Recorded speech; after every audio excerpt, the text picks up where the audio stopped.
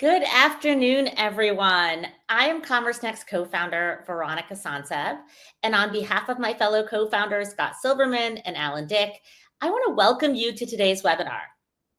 For those that are new, Commerce Next is a community, event series, and conference for marketing, e-commerce, and technology leaders at retail and direct-to-consumer brands.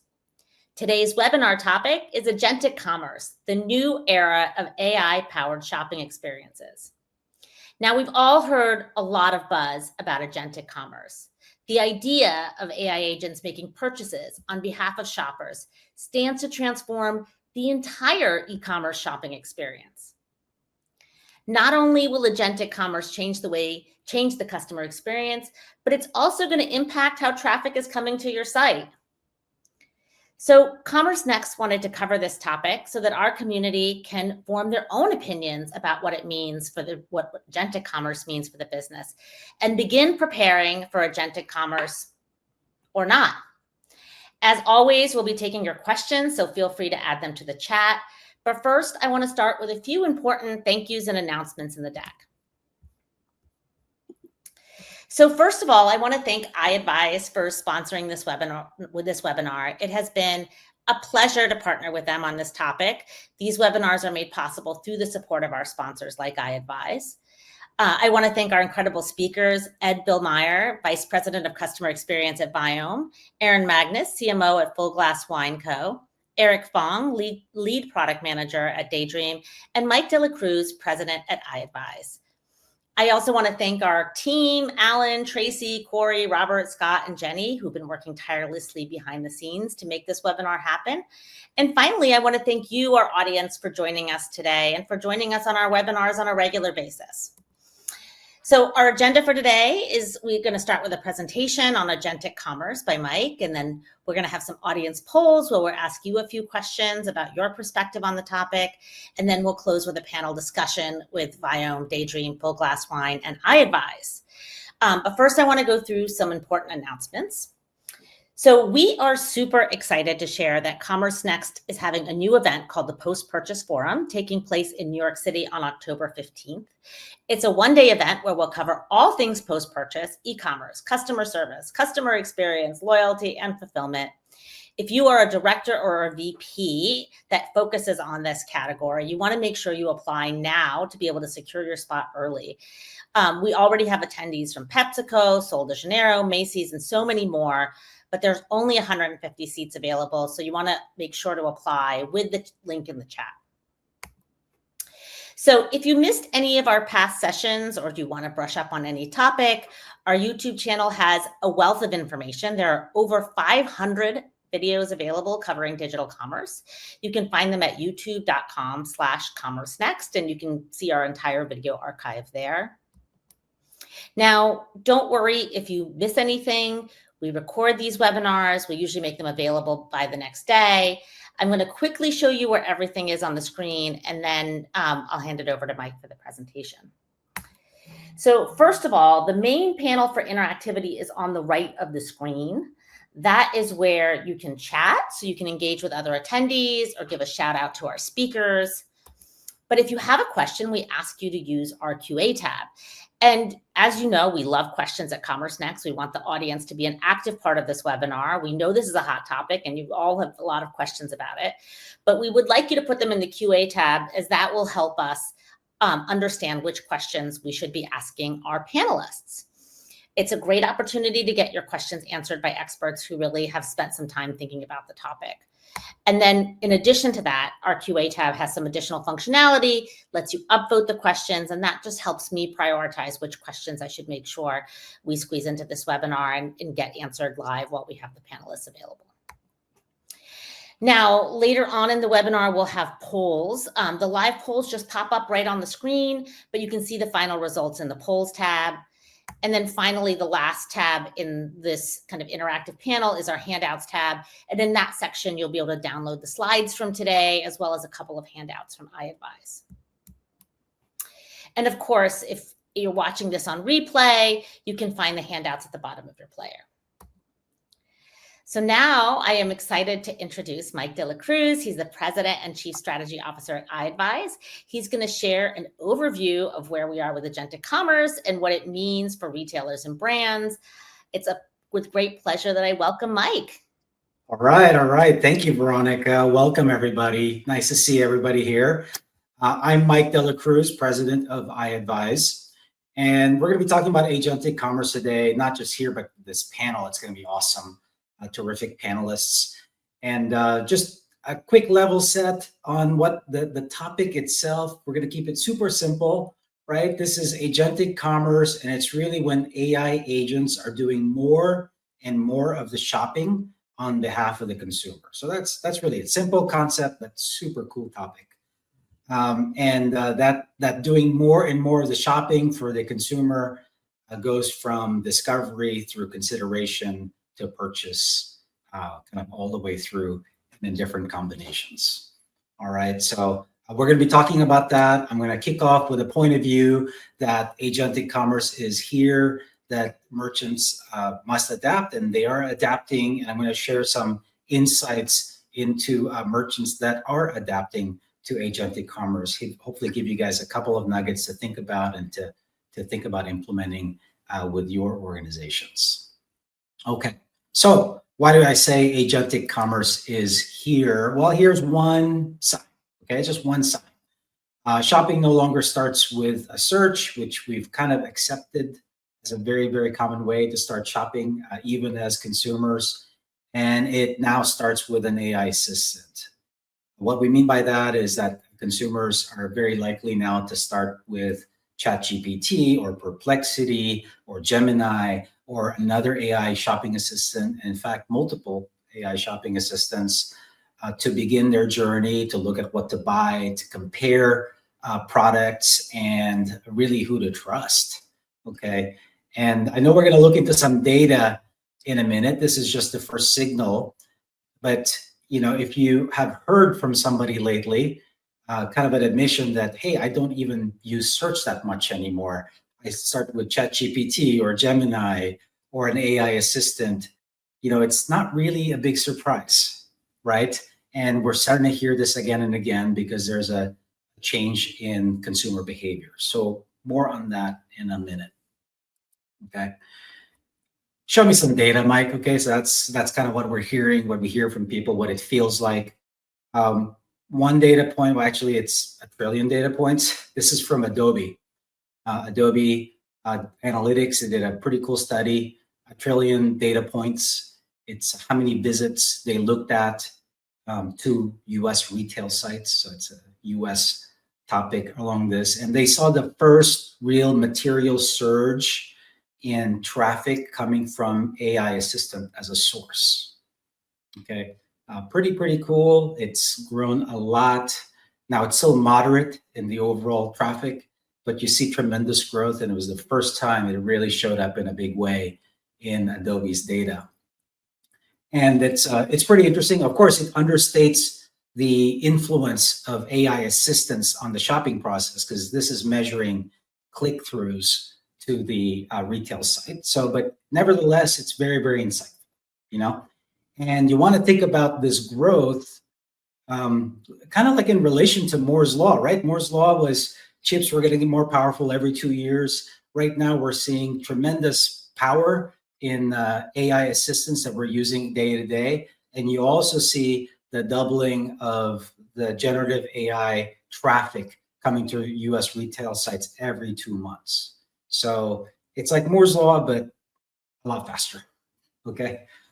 So, and what we see when something is moving that fast and that big broadly is that it's not one technology. There's a real shift that's occurring that's a little bit bigger than the technology. And we see that really there's a new user journey. For the longest time that I can remember, there's a kind of an accepted user journey for buying things online. It's a bit like called browse and hope. Okay, and really it starts with search, but it's searching and scrolling and skimming and repeating it again. More of a loop, really, where you're clicking through to see if the blue links or the filters or the product grids or the comparison guides or the manuals or the reviews can help you. And of course, there's low conversion rates, if you look at the entire system on this, and we've grown to accept that. Okay, so this paradigm, this user journey was very, very, very dominant. And what we see really happening is a shift, a very pronounced shift to kind of a new expectation by the consumer, and it's shop for me. They're expecting the shopping assistants to do a lot more work for the consumer as compared to the browse and hope paradigm, right? And this shop for me experience is what we're talking about, where everywhere from discovery through consideration to purchase and potentially the payment, how much of that process will be done for for us by an AI system. And that's where really agentic commerce fits in.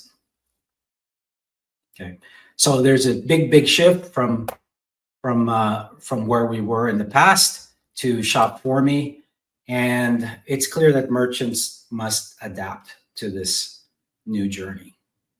Okay, we had an investor earlier in the year ask us, "Oh, is the store dead?" Well, I guess the traditional storefront that's not going to be guided with AI, maybe that's dead. Okay, but merchants are not dead, of course. Everybody knows this here. You still AI assistance for the consumer. The buyer still needs to buy from somebody. It's a tremendous opportunity for merchants that adapt, but they do have to change, the experience and their approach to this new world where, really the beginning of the journey sets an expectation as to how this journey will continue of shopping. And if the beginning of the journey is assisted by AI assistance, there's a big opportunity for merchants who embrace that trend and make sure they continue to take advantage of these technologies to satisfy their shoppers, build their following, and drive more sales.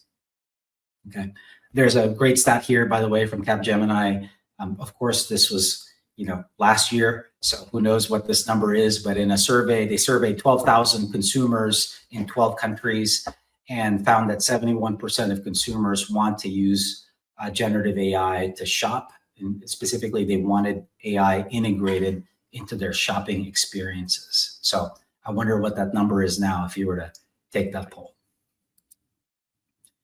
So what we see here, merchants are adapting. And hopefully we get to see some of that today with the panel. We get to hear more and exchange some ideas on this. We're working with about 200 e-commerce brands that are on this journey. Okay, and what we see is that in the beginning, I would say very heavy emphasis in 2024. There were a lot of merchants that were experimenting with new AI chatbots.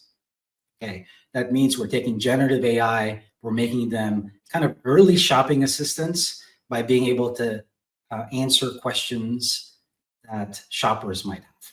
Okay, and this was happening in mass, at least from our vantage point last year.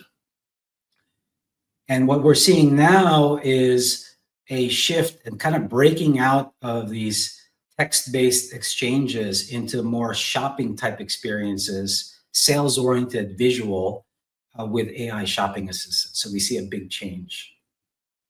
We've actually identified 18 characteristics that differentiate between a chatbot and a shopping assistant. And what we find is a lot more companies in our install base, but outside our install base, are really going down the path of more immersive, better shopping experiences to drive more conversions. So that's where we are today.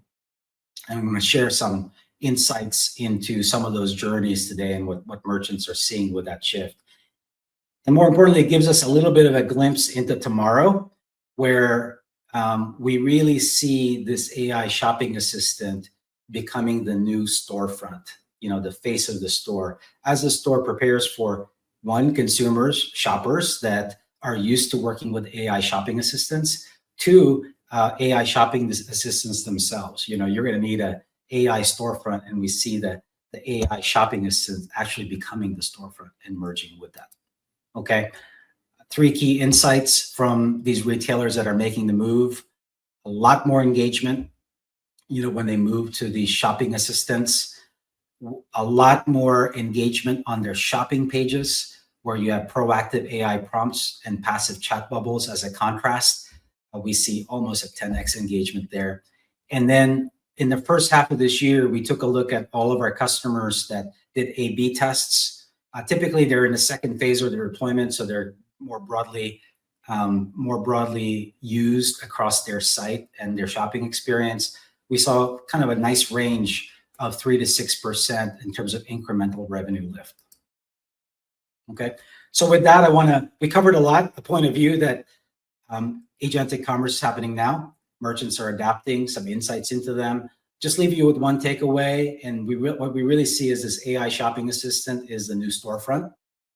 Okay, and the great news is that while you're preparing for the future with an AI shopping assistant, a lot of these merchants are also generating some more incremental revenue today. Okay, so with that, I want to turn it over to Veronica to get the rest of our panel going. I think a poll first, right? Yes, polls are first. Thank you so much, Mike. And it's interesting that your examples that you gave there, because when we had the Commerce Next Growth Show, there were two examples that I remember specifically from our Gen Z panels. One was they take a picture of themselves and then they ask the AI what glasses would look good on my face. Like, what a great experience that is. So much better than browsing through a bunch of images. And then the other one is they say, like, what colors would look good on me? So all of these things that AI is doing, like, people are using it today, and then Agentic just like furthers the process and takes those actions and essentially shops on behalf of the customers who are trying to kind of find this assistance. Yeah, we've come a long way from how can I help you, It's pretty amazing. All right, I'm going to jump into the polls. I'm curious what our audience has to say.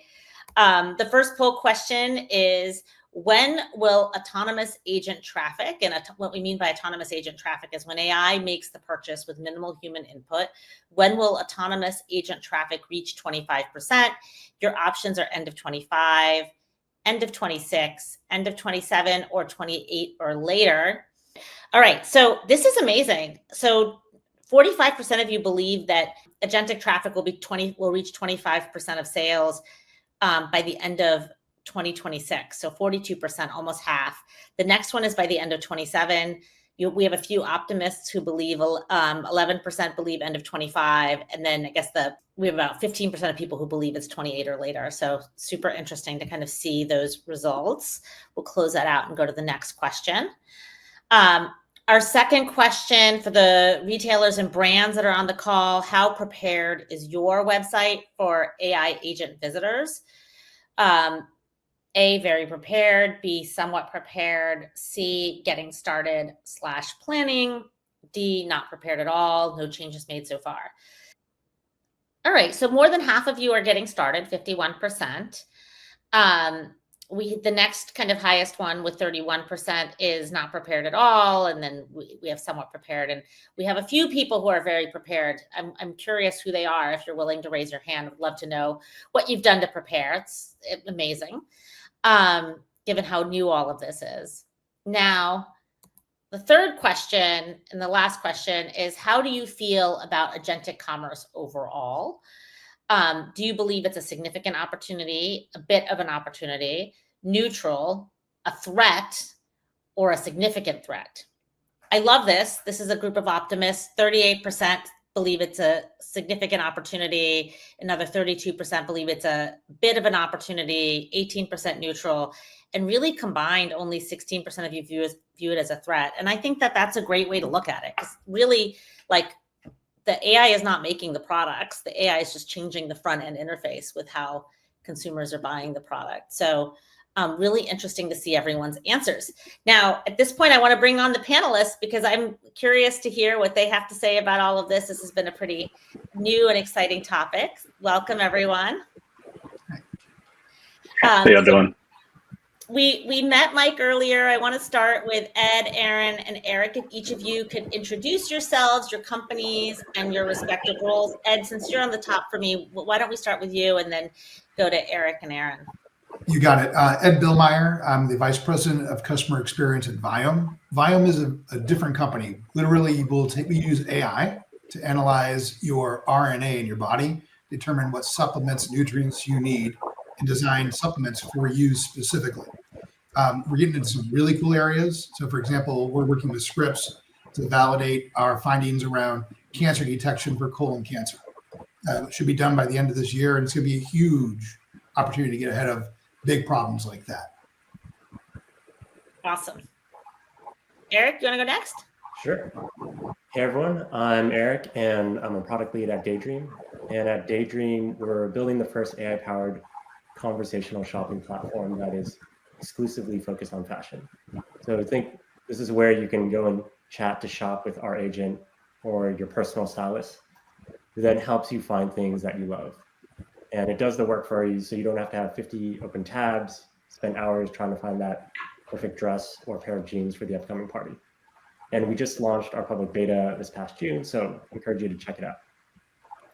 And we already had one question from Chris Haynes. I'm going to come back to you, Aaron, in 1 second, who's the VP of Content Strategy at Razorfish, and he asked for examples of brands that are currently using AI storefronts. So I'm going to point him directly to Daydream, since you're on this panel, and then maybe Mike has some other ideas for examples. Aaron, do you want to introduce yourself? Yeah, sure. Hey, I'm Aaron Magnus. I head up marketing efforts here at Full Glass Wine. If you don't know Full Glass Wine, we own and operate a number of your favorite online wine stores, including Splash, Scout and Cellar, Wink, Wine Insiders, Wine Access, and we're, quickly, as with everyone, trying to adapt to the current world, and excited to see what comes in the near future. Amazing. So before I dig into my questions, I'm going to kind of continue with Chris's question, because he asked some examples of AI storefronts. So maybe Mike, in addition to Daydream, do you have other examples of retail or merchants that are implementing AI storefronts? Yeah, of course.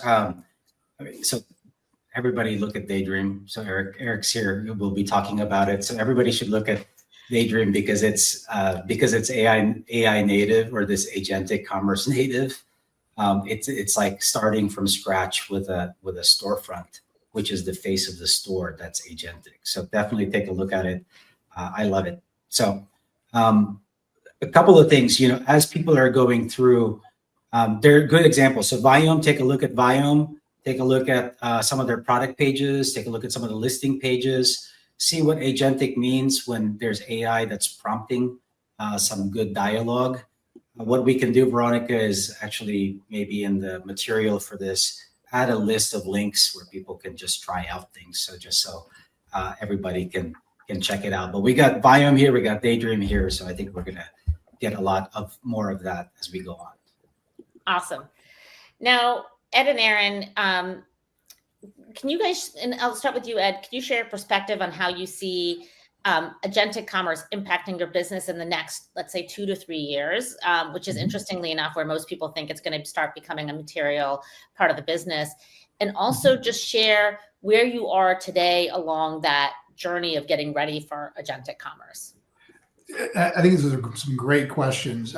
In all honesty, I think it's going to be a huge impactor, and not in the long term, but in the shorter term.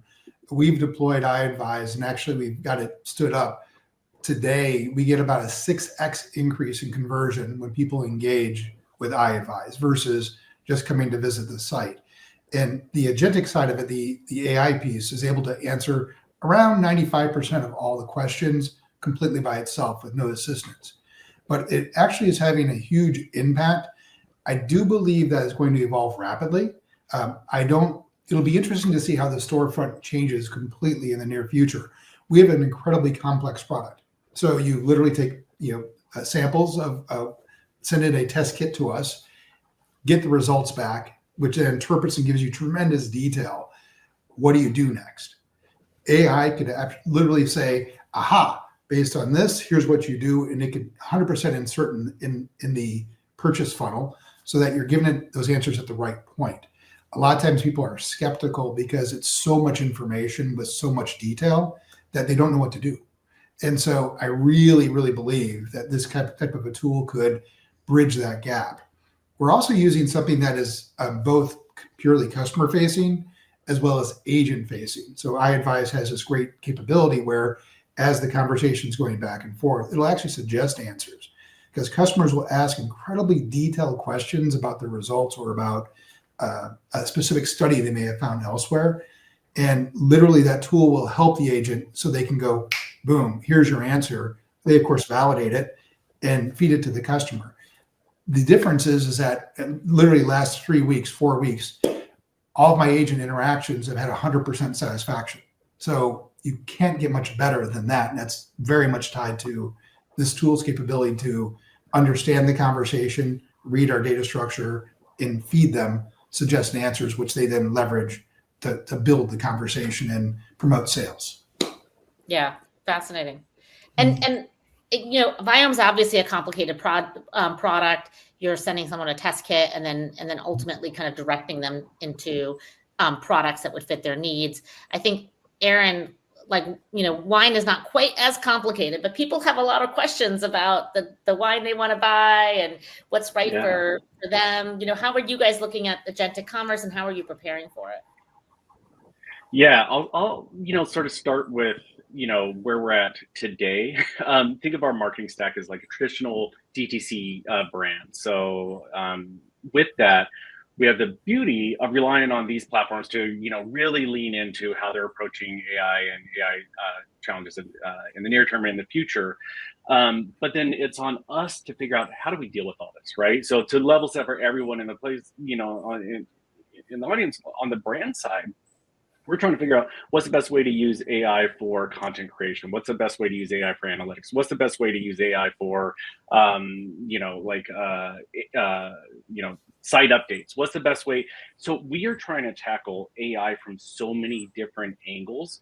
And then agentic shopping is, am I focused on SEO, AEO, AIO? We're still trying to figure out what to even call this, right? So I think there are a number of things that we are working through. And on our side, a lot of what it is, are we setting up our data structure in a way that allows us to be found in the first place? So let's start there. And then on a site experience, how do we test in? Because there are a lot of questions. I'll say from AI on site, we're seeing more success in email CS tickets than we have been in chat, just to be clear. Like, I'll give an example. I think with email, people have to put a lot of thought into what they're asking. That allows the AI agent to actually be able to come back with a pretty intelligent answer. In more conversational, we have found some instances of it going a little sideways, like trying to solve a Walmart rebate ticket. You know what I mean? Like, it's stuff like that where everyone is still early in, even the most advanced people in this, like the Viomes, they're still so early. Right. So I think as many of us, maybe not Eric as much, has seen so many transitions in retail and commerce over, so many years of being in it. I think it's folks like Eric and what Daydream are doing that's going to just leapfrog how people are thinking about commerce in general. So it's really exciting. Yeah, absolutely. Absolutely. And Eric's getting a lot of love from the audience as well as from the other panelists. So Eric, I'm going to turn the question to you. I mean, clearly Daydream is the closest thing to a native agentic commerce brand, at least on this panel. Can you discuss kind of what are the primary consumer problems that Daydream is addressing? Is it product research? Is it discovery? Is it transaction? Is it something else? Like, why does Daydream exist and what problems are you solving? Great question. I mean, ultimately, we want to solve all of that, but we're primarily starting with top of the funnel discovery and research. So today, if you're shopping, you might have multiple tabs open across retailer sites. You try searching on those sites, it probably sucks. Or maybe you're scrolling through Instagram or your favorite shopping aggregator platform, just doom scrolling. Or you try searching Google, but it doesn't work well because it doesn't understand shipper formal. All these different options aren't great, and you're spending a lot of time and you're not getting a lot of finding things you love. So we're focused specifically on that problem today, where if you go to Daydream with a couple of messages, a chat with our stylist, you find that thing and it's something you want to buy. And conversational language is particularly interesting here because when you talk about what you're looking for, there's a lot of nuance that we can capture and we can enrich and extract that, and then use that to search our expansive catalog. And so what we're doing is we're taking that language, enriching it, understanding you as a shopper better. And we do the same for the product catalogs as well. So we use LLMs to then enrich the products, understand them more at a more nuanced level, and we play matchmaker across those two. Got it. Encouraging is a lot of people are very comfortable from a conversational language perspective. So you look at what people actually type into the search box. They'll mention their height, their body type, mention that they don't like their shoulders, so they want something that doesn't reveal that. And that's been really encouraging for us as we're building here.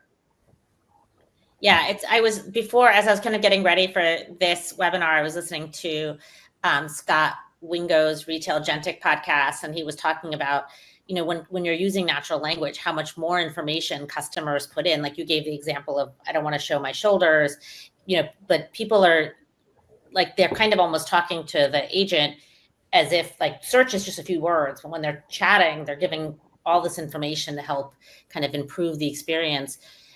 Eric, what have you been learning from customers so far from this kind of an experience? I think the main one I touched on, and Veronica, you just mentioned, is in terms of what they're comfortable and willing to express. And if I double click on that, there are certain things that you just can't or won't convey through other platforms. And body type, as I mentioned, is a particularly interesting one. And it's really nuanced. It's really hard. If you're talking about body shape, things you don't like about your body or things that you do like and you want to promote, how do you then actually convert that into a useful search for someone that is using our platform? And so that's encouraging, because the biggest one is like, are we going to get input from people that's actually going to be useful, that we can actually use to help them search? So then are you connecting all this other data? Because like people might describe their body types in different ways, for example, and then connecting that to clothes that fits those body types. I'm assuming you're just connecting all of these different data sources to be able to do that. Exactly. And as a vertical focused solution versus, say, a ChatGPT, right? We're going much deeper in terms of our taxonomy, in terms of the enrichments that we do when it comes to what people are searching for in the products. Got it. Now, Alex Richardson, CTO at Kite, he had a question. He asked, why wouldn't Google search AI, I guess Gemini, win the war for agentic personal shopping? I don't know, Eric, if you have a perspective on that, or Mike, I'm curious your thoughts. I can share some thoughts and then pass it to Mike. My main one is that shopping is just very different. And if I think about Google search or again, ChatGPT, right? These are horizontal players. And so they're optimizing for the horizontal play that works for multi-use case. And eventually we do see them investing in vertical specific solutions, like Perplexity has more recently been rolling out shopping related features. But I think fashion in particular is interesting because, one, it's very visually oriented, and it's also subjective. So it's very nuanced. And how do you capture the concept of taste and preferences? And so I think that just requires a level of understanding and expertise that Google search isn't going to optimize for. Mm-hmm. Yeah, I mean, to add to that, Eric, if you look at the discovery part, so Daydream, you said, is going to very focus on the discovery part at the moment, top of funnel. That's also where Google AI search fits in. It used to be kind of like the main way you discover things, right, in search, and then now with more AI in it. Of course, that will play out. Very, very focused on shopping versus something else is something to watch. But I want to make a slightly different point, like just the concept of search and chat. Those are searching and chatting are kind of text-based exchanges. And when you look at what's happening here, I think what's going to win are shopping experiences. It's visual, it's conversion focus, it's shopping focus, it's how do you buy things, it's showing you things. It's not really a chat or a search, which is just one part of it. It's the exchange of data in natural language. And so I do think that shopping, all the things that make shopping great, the education, the content, the visuals, the recommendations, the flow of it, the feel of it, the vibe, how much fun something is. I think those are what will win the day. So that's my point of view. And Yeah. just to add to that, also, I think there's some interesting nuances between, not all shopping is equal, right? Like me searching for a flight from SFO to New York is very different from me looking for a great pair of jeans that work great with this pair of shoes, that match like whatever the case is. So like, I believe going back to that question of how long before 25%, I think that is so vertical specific. There's no reason for me to click anywhere to book a flight. No offense to all the aggregators out there, but outside of whatever specific agent I'm loyal to, and whether that's Gemini or insert whatever. But I think like categories like that can succeed a lot faster. Fashion has always been, will always be hard.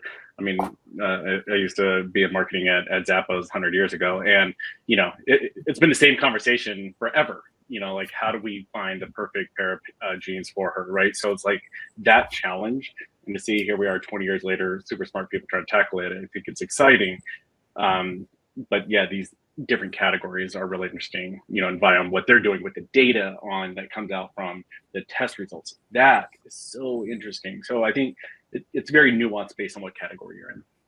Yeah. And I think actually, Aaron, you make a really good point there, because I think one of the things that's going to start evolving is there'll be a high switching cost from whatever AI agent you're using, because you're going to convey some information. Like in your flight example, maybe you only want nonstop flights and you want extra leg room, where someone else would be like the cheapest flight, even if it adds a stop. Those are like preferences that in theory the AI agents should start learning and then get better and better at suggesting flights for you, like no early morning flights before 8 a.m., whatever. Like if you just think of all of these things that you've like kind of put into your preferences, and then the switching costs of going to another agent who'd have to like learn the preferences will be an interesting challenge. We have so many audience questions, so I'm going to kind of intersperse them between my questions. And one of them is from Max Turowski, the VP of Marketplaces at Michaels Stores. And the question is, how does agentic shopping change the future of marketplaces? And I think this could actually, I had a question further down that talked about the future of multi-brand retailers. I think that's particularly interesting. Will D2C/specialty destinations matter anymore than a one-stop shop versus a one-stop shop? And Mike or Eric, do you have a perspective on that? Yeah, Eric, go ahead. You're muted, just so you know. I was going to say, Mike, you can go first. Oh, okay. This is an interesting one, right? Everybody's got to fill in, in shifts. Everybody's got to fill in the value, any voids in value. And I do think that, for example, a direct-to-consumer brand, there's a clear picture there where you're really the authority on you, right? So what is it? What do people need? What do your consumers need? You're the authority in you, and that kind of gives you an anchor for what to go next. Marketplaces are interesting for me. We have several of the larger marketplaces in France. We're working with them. I do think that marketplaces know a lot about how to sell and kind of fill a void. And because they are shopping focused, as Eric was talking about, they are different than somebody that might be horizontally focused.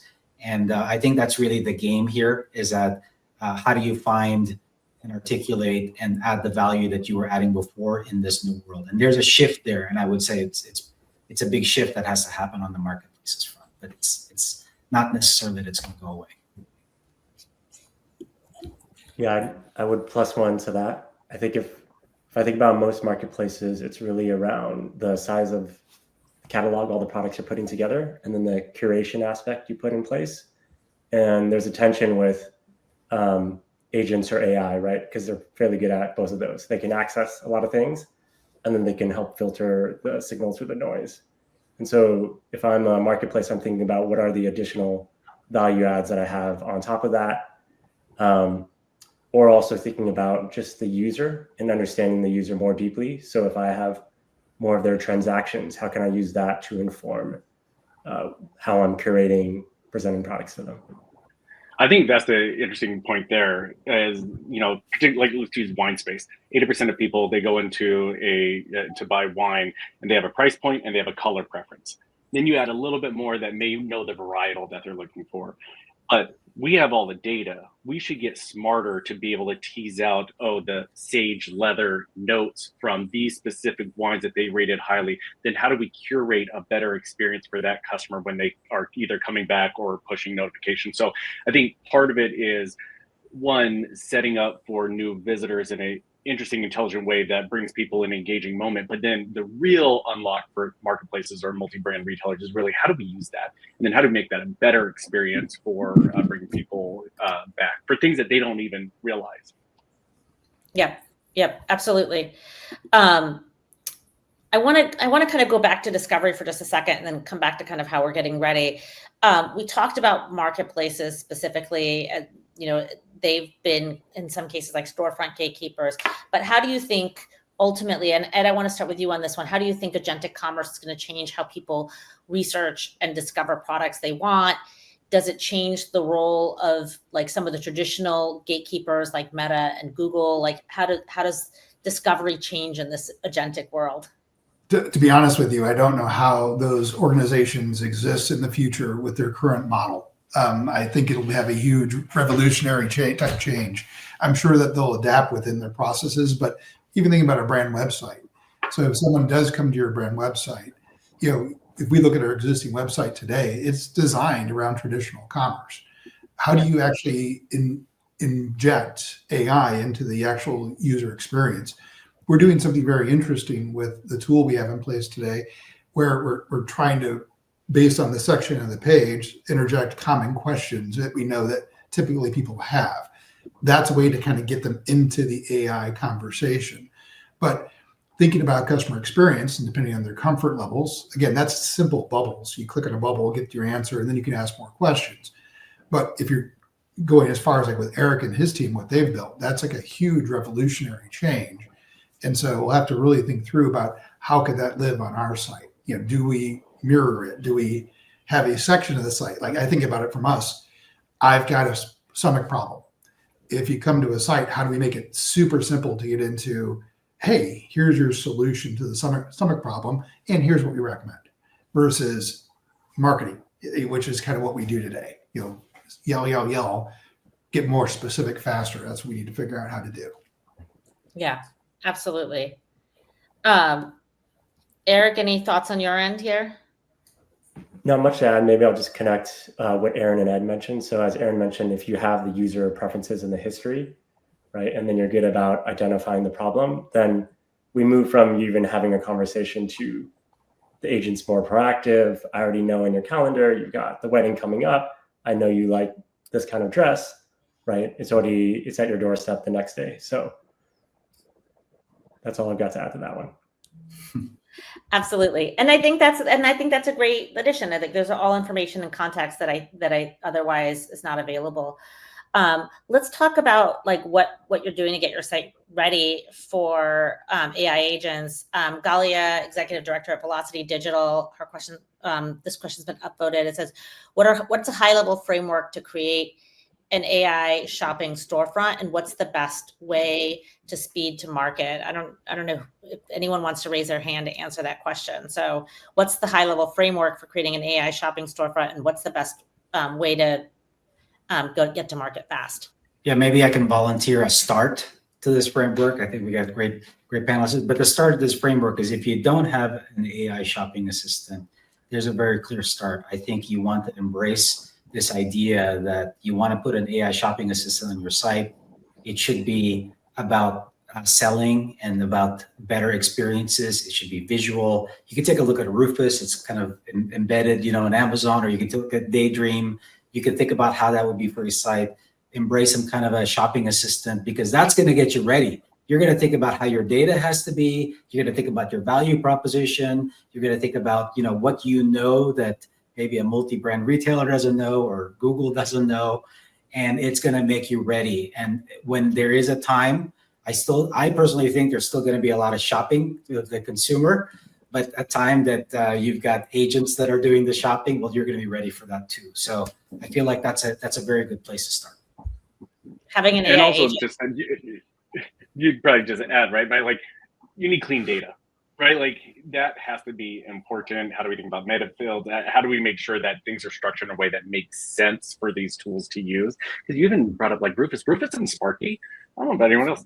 They have some of the biggest teams, the most intelligent people working on them. They're not great experiences today. So like, or even Google saying, oh, look at our adoption of Gemini. Well, when you just make every search result of Gemini, of course you're going to, go through the roof. So I think there's some things there where, if we have clean data, it allows these tools to better be able to interact and organize, which then make a better customer experience, and then you build off from there. Yeah, Aaron, you know a lot about wine. Ed, you know a lot about the health tests and people's health. You know a lot about apparel, Eric. So it's like, it's that kind of thing where it's like, how can it, when it's about the data, how can horizontal players don't know any of these things create the ultimate experience? Everybody here that's listening, that everybody here is on the panel, they have a way to really kind of jump on this opportunity. And it's really just about getting yourself in order and jumping into it. So. And Aaron, I'm glad you mentioned the data, because I think that's obviously, it's a critical part. It's like, I feel like the underlying infrastructure of e-commerce today, even for search, but more important in an agentic world. I want to tie it to Gavansa's question. Gavansa Green asked, she's a CMO of Positive Promotions, and she asked, Eric, what type of data enrichment do you do? But I want to kind of augment that question just a little bit, because one of the things that the Retail Agentic podcast mentioned is with AI agents, and just even with Gen AI, it's not just about the feed and your data. They're also crawling the web and seeing what other people may have said about your product. So it becomes like the whole universe of information that's out there about your product in some cases. So I guess, like, what do you do for data enrichment, and how do you ensure that that universe of information that's out there about the product is delivering the right message to the customer, that so that they can discover the product for the right type of needs? Yeah, on this one, it really starts with the customer problem and how they think about shopping, for instance, right? So this is where it's helpful to understand in the conversations, how do people talk about body type? How do they think about the problem they're trying to solve? And then based on that, that's how we think about the framework for which we do data enrichment. So if people describe their body type based on, is it pear-shaped? Is it something else? Then the data enrichment needs to match that, so that when we do look at what people are asking for, right, we can line up the two. So that's the main one. And I think that also ties into the earlier question around AI storefronts and the data point that Aaron made, which is, once you understand the use case, over time, the sort of contract between you as a store, retailer, or merchant and whatever platform is going to become more structured. And so getting your data in place and kind of seeing where that framework is going to come along will help you be prepared as things evolve. Awesome. Any other thoughts, additions to this question? I want to go to Luke's question, because Luke Grant, advisory board member at Scrollmark, he asked, what are the implications for customer personalization? He's assuming that agents are bringing in past shopping session data to enhance the recommendations. I guess if I want to reframe that question, like historically, the retailers have had the data to personalize the experience. If the agents are going to be the holders of the personal information, what does that mean for the merchants who are selling the products, and how do they kind of use that for loyalty and customer retention? Any thoughts? Hard questions. I would lean back into, again, I think that is the unlock, right? Like, I don't know, I'll just keep it close to our space, but,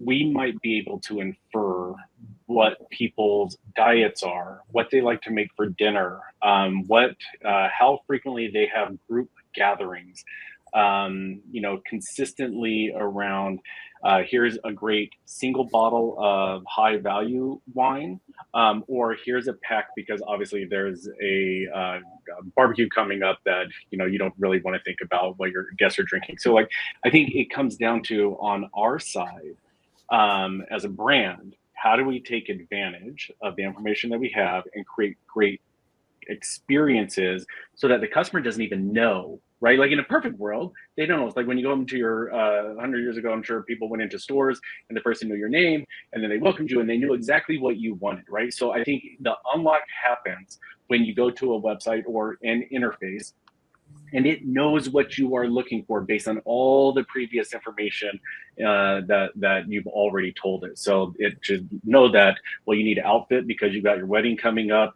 You know, you want to make sure you're healthy before that. So here's a great test. And while you're getting ready, you should have a glass of wine, right? Like you can do all these things if you've told and entrusted a lot of information with some of these agent partners. Yeah, I even take a little bit, Aaron's 100% correct. And if you think about it, great example of this is what we're trying to do. So as part of with your analysis, we also tell you based on your RNA and how your microbes are using the food, here's what you should eat and here's what you should avoid. So literally we're taking it to when you come to the site or to our app, personalization to an extreme level. Here's your recipes based on what you specifically need based on your bio. We're not selling something there. It's building a trust into the entire relationship. I think it'll be interesting to see where it goes because we're literally on the cutting edge of some of this stuff. The data is incredible, but what do you do with the insight? How do you then build a personalized interaction when they contact you? How does that all fit together so that if they do talk to an agent or talk to a live person, they understand the history of what the conversations are, what you're doing, and then how do we expand to other devices outside, like Apple Watches, the Oura Ring, as an example. To me, it's like those are awesome opportunities that we're like, could we actually understand? Are they doing these things? And then becomes a tremendous ecosystem of insight. Yeah, and it's almost like companies like Viome or Aura become like gatekeepers of data that then can help inform all these other search or kind of agent experiences, because if you know that someone has certain health concerns, then you can kind of be a more educated kind of shopping advisor for them beyond the products that Viome sells directly. 100%. Very interesting. Now, quick question on the customer experience. We talked about loyalty and personalization, but who's the merchant of record in these cases with these agent-like experiences, and how do you handle things like if you can, in theory, build a shopping cart across multiple brands, how do you handle things like returns? Eric, do you want to start with this one? I know you guys have thought about it at Daydream. That one's, we're not the merchant of record. And I think that one's just very tricky and sort of gets at the customer relationship, right? Is the customer building a relationship with the brand, the aggregator, the platform, the aggregator of the platform, or with the brand? Because ultimately the platform's going to be on the hook for that experience, even if the brand is fulfilling it. So that's one of the reasons we're not the merchant of the record, because we'd want to do that to a very high level. And we wouldn't be able to at this point in time. And I don't quite know how it's going to evolve. I think that's still one of the opportunities for why the relationship to the brand or the store still matters a lot. And Eric, you don't want to deal with inventory. Trust me. Yeah. As long as you don't deal with the inventory. But I think, like Sam Altman, he publicly said, right? Like I could see us taking a commission as opposed to, being upfront in this. And I think, that probably makes sense from a tools perspective. And I guess one related question I wanted to kind of bring up in that, Dave Phillips, principal consultant at Omnico Consulting, asked how you're mitigating fraud risk if agents are making actual purchases using their owners or someone else's payment information. Another kind of interesting operational challenge in this world of agents. Anyone thought about that one? From our side, they still have to go through the checks that are necessary to be able to make a purchase. So it's seamless from our perspective. Got it. Yeah. And I think ultimately, even like as I understand, OpenAI did a partnership with Shopify. They still haven't, put a lot of detail around that partnership. So it seems like regardless, they're using kind of standard carts which have fraud protections built in. It's just that the transaction might be happening at a different point in the kind of discovery process. So a lot of things to still figure out. Eric, I'm going to direct Andy's question to you, and then I want to kind of close with what the future has in store. So Andy Solomon, president of Windsor Fashion, asked, he's curious how Daydream is dealing with the rapidly changing inventory. So this is something that Aaron mentioned as well, and how you're integrating retailers' real-time inventory, or are you just scraping sites? Great question. And to answer the last part directly is like, we do a combination of real-time, of getting direct integrations, as well as the scraping piece where it makes sense. And this gets back to the data quality or contract, right? A lot of our inputs in terms of our product catalog are not great. And so we clean it up, we transform it. And I think that's an opportunity because we do have shoppers that might search on the site and maybe the data says the size is available and it's actually not. And so that's a poor customer experience.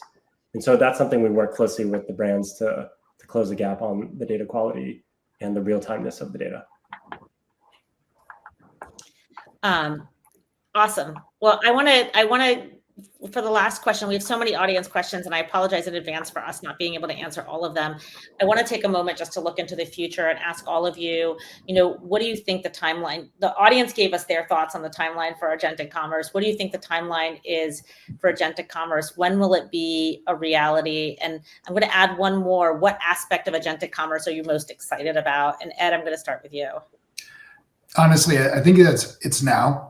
I think it's starting to happen right now. I don't know when we'll hit the 25% mark. That's a big question about customer adoption and willingness to go there.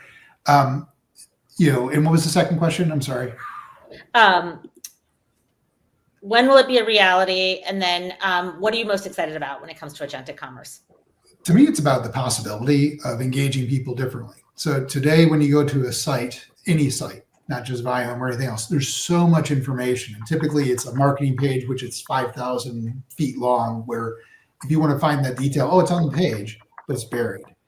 This has the opportunity to actually elevate the content based on what the customer is specifically interested in. So it could cut out the confusion that occurs when people are trying to figure out this specific nuance based on their interests, their moments, their fill in the blank, their history. So I think it can really elevate and change and make life easier, tremendously easier. And quite frankly, it has the potential to get rid of all the noise. I know today when I search for Google, I almost don't use Google to search anymore because most of what I get is ads and it's not what I want. And I want to get to that answer and that nugget of the best, whatever it is, has the potential to do that if it's done effectively. Got it. Yeah, absolutely. Eric, what would you like to add to that? The part I most agree on the timeline, super fast, super early right now. The part I'd add is I like the idea where everyone has their personal sommelier or stylist or doctor in all of these verticals, right? That's pretty cool because I know I can't afford a personal stylist. So having one through an agent is perfect for me. Aaron? Yeah, I think I'll add it's happening fast, but to the point I made earlier, uneven adoption. I think some categories will move faster than others once it makes sense. But what that means to me is brand really matters. Because the example I gave, I'm traveling San Francisco to New York. I still want United. I still want Marriott. Right. So brand matters. And as marketers, it's our responsibility to lean in there. And I think the thing that I'm most excited about is we are so early to steal from Bezos. It's day one. And to me, the unknown and the excitement around how quickly things are changing and how drastically they will change over the next, weeks, months, days, whatever the measurement is so exciting. And how what I found in our little ecosystem of retail and e-commerce is everyone wants to help. So there's no, we're all learning together. So that to me is just very, very exciting. Yeah. And your generosity on speaking on this webinar helps all of us kind of get quicker and in learning all about this. So thank you for that. Mike, final thoughts here? Yeah, I mean, look, if you take kind of the whole shopping experience, if you take something like top of funnel, what we were talking about, like discovery, I think that was yesterday. That was yesterday, and there's consideration. A lot of that is happening right now where people are, really using this to evaluate things. Now, actually making the purchase with the brand, that's maybe for later. Okay. In terms of the bell curve of where people are. So I do think it's moving very fast and it's going step by step. And people are going to be, unless you're kind of a new startup and you're able to start with this right away, which is a great thing about a startup, you're going to start with where you are, like taking your product pages, making them more agentic, taking your checkout page, making them more agentic. And so you're going to go down this path and you're going to see different merchants go at different speeds. I do think that next year, okay, you guys can think about this, 18 months from now, I think any shopping experience that isn't assisted by AI, it's going to feel like dial-up. Yeah. Okay, we're going to look at it and say, that's like dial-up. Wow, what was dial-up again? You know, I do think that 18 months from now, that's going to happen. Now, what part of the funnel is it? There's going to be different parts of the funnel. And, you know, there is going to be some reluctance and it'll take some time for people to say, to totally delegate my checkbook to an agent to just buy whatever you want, if you will. So that might take some time, but every part of this funnel will move. Awesome. Well, thank you so much. Ed, Aaron, Eric, Mike, thank you for joining us, for sharing your insights on agentic commerce. We had so many audience questions and so many attendees because clearly this is a hot topic. So we are grateful for you taking the time and sharing your perspective. Robert, if you can quickly put up my last slide, I want to run through the commerce next steps. So I just wanted to quickly summarize kind of what we discussed on this call. At this point, is to get ready for agentic commerce, you want to make your product data and APIs agent ready. Build trust signals for both agents and humans. And that means strengthen your UGC, solidify fulfillment, look at your return policies. And then last, experiment with agent-like experiences now. You know, Mike said everyone should have an agent, and gets you used to structuring the data the right way, being able to answer questions and being able to talk to other agents. It's going to make you that much more ready for the agentic future. So thank you so much for joining us, and we look forward to seeing you soon.